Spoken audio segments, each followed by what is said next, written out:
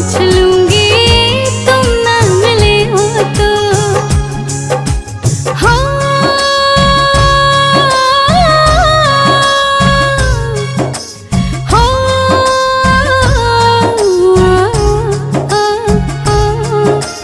करके दुआएं अखियां थक गए, छूट गए निंदियां चैना, बंजर हो गई दिल की ज़मीं और पत्थर हो गए नैना।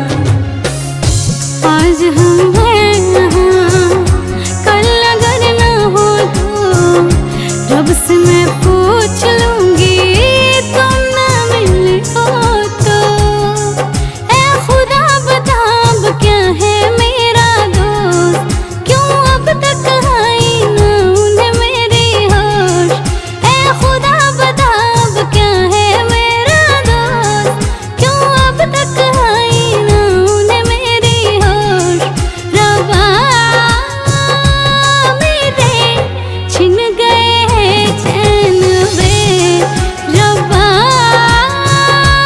मेरे छिन गए चैन वे।